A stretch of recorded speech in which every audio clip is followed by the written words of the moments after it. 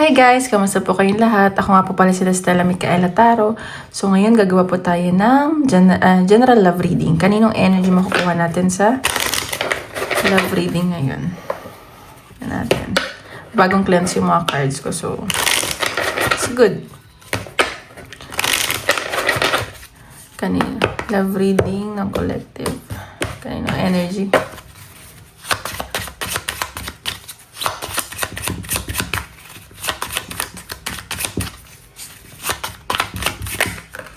Isa lang. Ang dami lumabas. Diba? Okay, release. So, may nakita ko dito na nire-release mo na yung past or yung mga toxic habits and yung mga negativity na nangyari sa'yo from the past or ikaw, parang gusto mo na ng new beginning. Paalala lang guys, hindi po lahat makaka-resonate. So, take what resonate and leave what doesn't. So, ayan. May mga nire-release ka na dito, which is good. Ayan perspective. So, binabago mo na yung mga perspective mo sa mga bagay-bagay.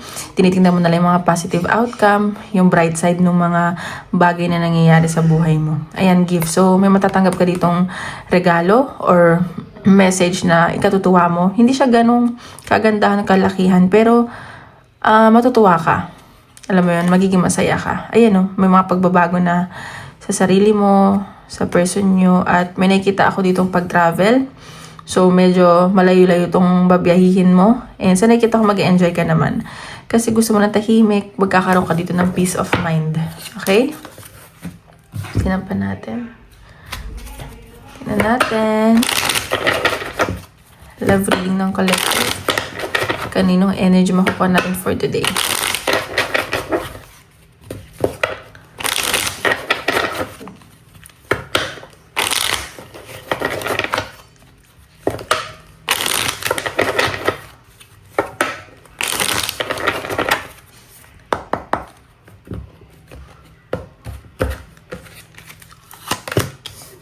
Okay, so may mga challenges dito, conflict sa connection nyo ng person mo.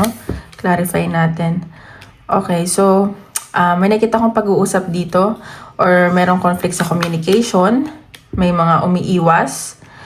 And iwasan lang pagiging uto-uto Ayan, din na pa natin.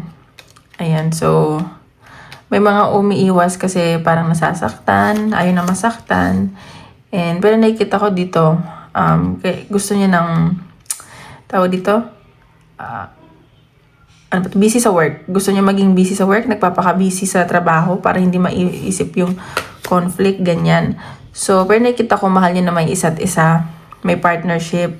So, gusto niya makipag-usap, ganun, makipag-communicate. And itong taong to nai-stress, kakaisip, gusto niya umiwas Ayan. So, pero namimiss ka nito.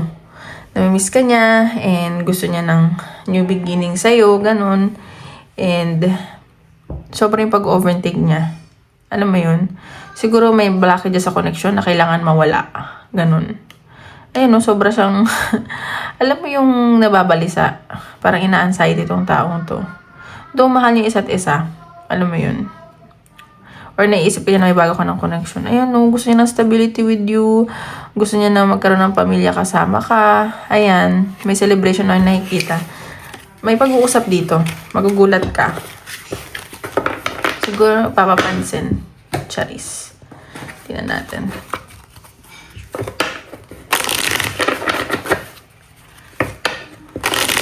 Feelings or possible action ng person mo.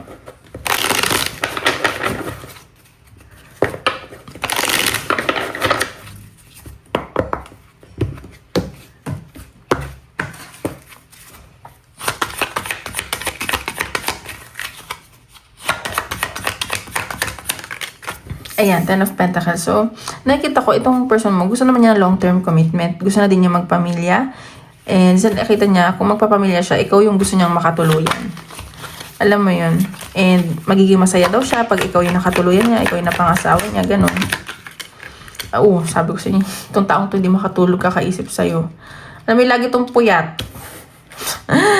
Sobrang, alam mo, kukulan na umiyak ng dugo, iiyak to ng dugo. Yan sa nakikita ko, nag-aantay lang tong taong to. Parang, hayaan ko na ang tadhana ang gumawa ng paraan. And gusto niya magkasama kayo Gusto niya magkita kayo, nag-aantay lang siya. Yan. Ayan, puro antay. Kaantay lang siya. Ayan, so, ayan, the Hierophant. So, alam mo yung, ang tawag dito, fina-follow niya intuition niya. Like, sobra yung pag-iisip nito. Alam mo yung parang nag-i-imagine siya ng mga senaryo sa, wait lang, isin ko lang to. Senaryo niya sa utak niya na, ay, kung ganito, ganyan, magkita kami, magiging magpamilya kami, magiging masaya kami, ganyan. Sobrang imagination nito. Alam mo yung daydreaming. Ayan, no? So, parang naguguluhan din to. Hindi niya na alam kung gagawin niya. Sobrang confused, ganun. And, nagtatalo yung puso at isip na ito. Siguro may mga, yun nga, may mga conflict sa connection nyo na gusto niyang mawala. Ayan, so, nagbabackread to. And, sa nakikita ko, alam mo yung nagre-reminis ng mga conversation nyo or may paparating na message. Kasi hindi ka niya matitiis. Ite-text ka nito, tatawagan ka niya. Ayan o. So, mag-antay ka, magugulat ka. Hindi ka niyan matitiis. Ayan. So, ayan, gusto niyang may mangyari sa connection nyo. Kung LDR kayo, gusto niyang magkalapit kayo. And sa nakikita ko, gagawin ito lahat para magkita kayo. Nag-aantay siya eh. Parang gusto niyang may mangyari. At may changes na mangyayari dyan. Natin. Ayan no, see? May pag-travel at communication. Ayan no, gusto niya makipag-usap sa'yo, gusto kanyang tawagan, gusto kanyang i-message. At gusto niya mag-offer, gusto niya manligaw ulit or manligaw. Ayan. Pero natatakot siya, naduduwag siya eh. Baka daw maiba ka na or may iba ka pang ina-entertain. So nagpapakabisi tong taong to. Ayan. So, just expect na, communication soon. Nampan natin. Possible outcome.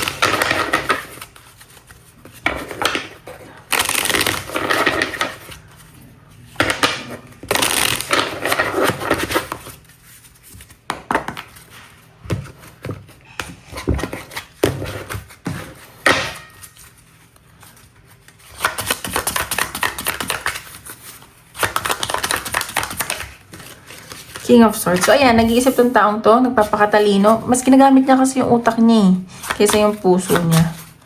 Alam mo yun, parang hindi niya bababaan yung pride niya, ganyan. Yung image na nabuo niya, ganun. So, ayan, baka air sign to ah. Ayan, pero sa nakikita ko naman, may partnership. Alam mo, pag nakita kayo nito, nako, wait for intimate moments. At gusto mo rin magkaroon ng partnership between you two. Mahal isa't isa eh. Grabe pa yung feelings nyo. Sobrang deep. Ayan o, Four of Swords. Pero sa ngayon, nag-heal kayo parehas or nag-heal siya, ganyan. Gusto nyo relax lang, ganun. At ang tagal nyo din nag-heal sa connection na to. Ayan o. Hindi siya makawala, hindi ka makawala, hindi nyo ma-let go isa't isa, kahit walang pag-uusap, walang pagkikita. Alam mo yun, energetically connected pa rin kayo. Parang yung twin flame, ganun. Yung soul nyo tied pa rin. Hirap kayo. Hirap. See? Itong taong to, hindi talaga ito makatulog. Kahit nagpapakabisi sa work, kahit ginagamit niya yung utak niya sa connection nyo, hindi siya makawala. Five of Wands. So, ayan. Nagugulo, hindi naman yung gulong-gulo ha, yung isip. More on isip. May paguluhan. Sobra yung panghihinayang nitong taong to. Nagsisisi to eh.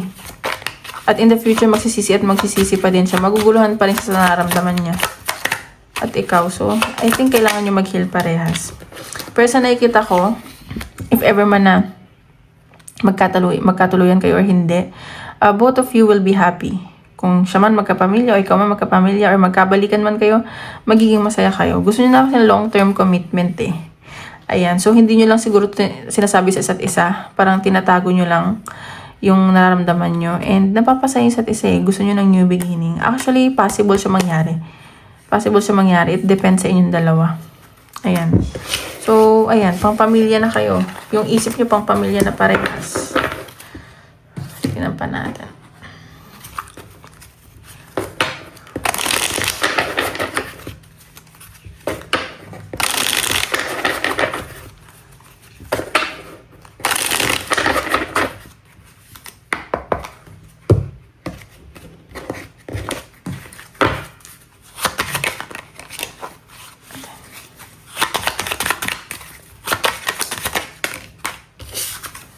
Okay, so ayan. So, meron talaga dito kailangan ng new beginning. Sobrang, alam mo yung patay na siya inside, ganun.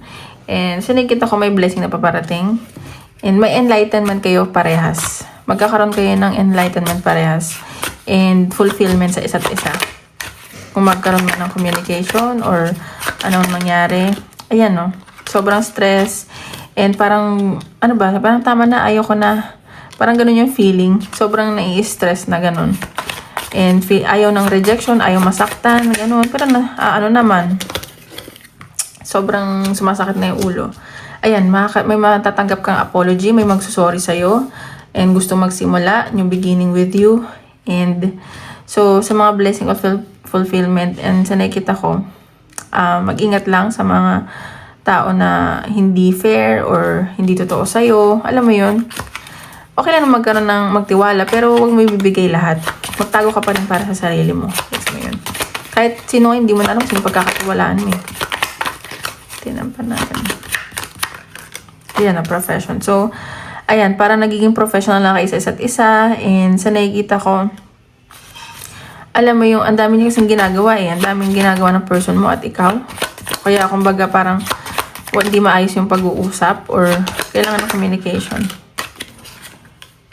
Ayan, so may panunuyo ako nakikita. And kahit anong challenges dumating sa inyo ng person mo, kakayan at kakayanin nyo. Susuyuin ka pa rin. Ayun, no, hindi kayo makawala sa isa't isa. Kahit anong challenges dumating. Alam mo, hindi kayo papatinag. Kahit sino pa yan. Tingnan natin.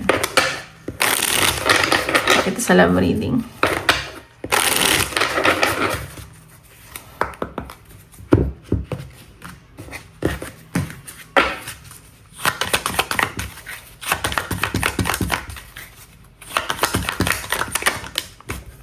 Party. So, ayan. Meron dito, nagpapakabisi, gusto magpumarty. Alam mo yun, may party yung paparating. Mag-enjoy para hindi maisip mga problema. Ayan, no? So, may pagbabago talaga. Transition na magaganap sa connection nyo o sa'yo. Ayan. Magandang change. Tingnan natin. Ayan, no? So, karmic relationship kayo ng person mo. So, kailangan nyo tanggalin or i-heal yung mga toxic sa connection nyo. Ayan, no? Itong taong to, sobrang nagsisisi. Ayan, mag-ingat ka lang daw sa mga enemy. Ayan, relationship. So, magkoconnect kayo ulit nitong taong to. Ayan. So, tignan pa natin.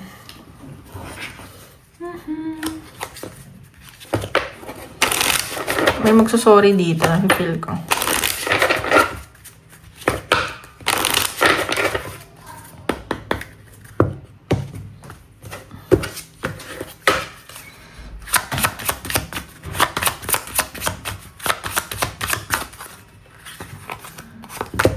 Sexuality. So, ayan, medyo, ito pa, parang kinikilala pa yung sarili niya, ganyan, naguguluhan pa, kung ano bang gusto nila sa buhay nila, ganun. Ganyan na sa sense ko, hindi siya, like, kung ano ba yung sexuality ko, hindi. Parang sa sense ko, parang ano ba, yung parang iniisip ko ano talaga yung gusto.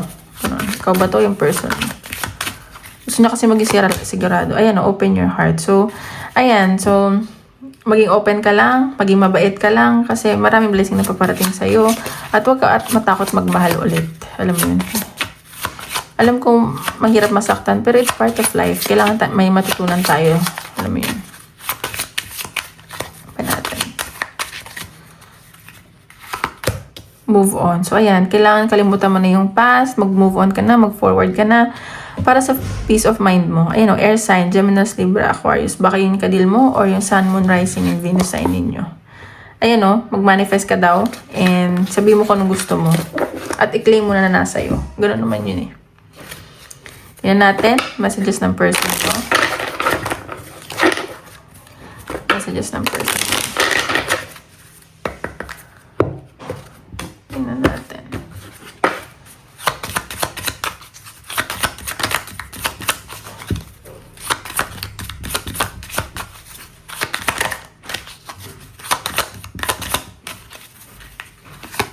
Okay, just being near you is intoxicating. Alam mo, nahihil mo tong taong to. Sobrang, parang pagpagod siya or nasasad siya, makausap ka lang siya, masaya na siya, ganyan. Ayun, I look for you everywhere. Hinahanap-hanap ka nito, namimiss ka niya, kahit anong gawin niya, saan siya pumunta, kahit nagtatrabaho, kumakain, nasa isip ka niya. Ayun o, gusto niya maging more than friends. Friends ba kayo? Or gusto niya i-level up yung connection niyo? Sometimes I stay awake thinking about you. Sabi ko sa inyo, hindi makatulog tong taong ito kakaisip. Ay nako, hayaan niyo siya. Charis. Tingnan natin.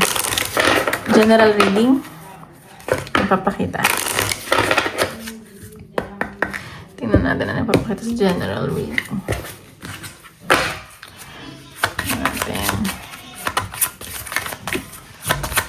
Ipapakita. Okay. Okay, ayan. Okay. So, ayan nga, may paparating, may matatanggap kang regalo, matutuwa ka, or, alam mo yun, tigil-tigil mo na yung pag-overthink kasi, alam mo yun, magiging masaya ka dito eh. Baka may makatanggap ng bouquet of flowers dito, ganyan, or stuffed toy. Ayan, so, tingnan pa natin. Ayan, so, kailangan, so, ayan, so, isang taong to, medyo, confuse siya ngayon. Kailangan niya ng, hindi malinaw sa kanya mga bagay-bagay. Ay, gusto niya mag-offer sa'yo. Pero, alam mo yun, confuse siya eh. May mga worry siya, doubt, ganyan. Ayan. Parang gusto na niya tahimik lang for now. Medyo pagod tong taong to ngayon. Ayan. So, sa nakikita ko, kailangan mong gumawa ng isang decision or siya sa isang bagay. Kasi parang hesitant ka pa sa isang bagay eh. So, kailangan mong tanggalin yung mga doubt mo, maging clear ka sa mga bagay na gusto mo. Kailangan mong gumawa ng choice. May kailangan kang gawing desisyon dito.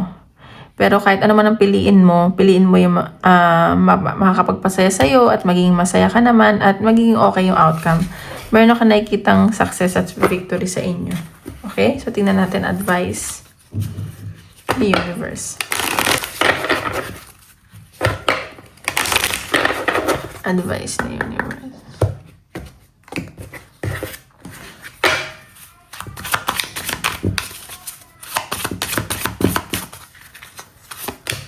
Ayan. Healing energy flows through you. So, ayan. Ikaw pa rin naman na makakapag-heal sa sarili mo. Hindi ibang tao, hindi kung sino man. Ikaw pa rin. So, may nakita ko dito. May mga mag-heal. Mga nasa healing stage. So, ayan. Tulungan mo din yung sarili mo. Huwag kang humingi ng tulong ng ibang tao, okay? Tignan natin. Advice pa ni universe.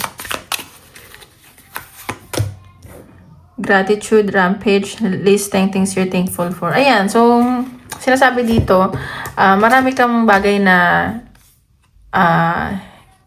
dapat ipagpasalamat. Kasi, na-feel ko naman blessed kayo eh. And isipin mo na lang yung mga blessing na dumarating. And, alam mo yun, the more na maging thankful ka, the more na bibigyan ka ng blessing ni universe or ni Lord. Ayan. So, wag kayo magpakalugmok. No, this will not succeed. So, kung ano man yan, iniisip mo, baka hindi para sa'yo yan. So, okay, hanap tayo. Isip ka ng question, tingnan natin. 1, 2, 3 ulit. 1, 2, 3. Natin. Okay. 1, 2, 3. Post tayo. Let go. Ayan. Kailangan mo na let go ang bagay na yan. May darating na something better for you. Yes daw. Yes ang sagot. Wait ka lang. Ayan. Within the next few weeks. Ayan. So, ayun lang guys. Maraming salamat po.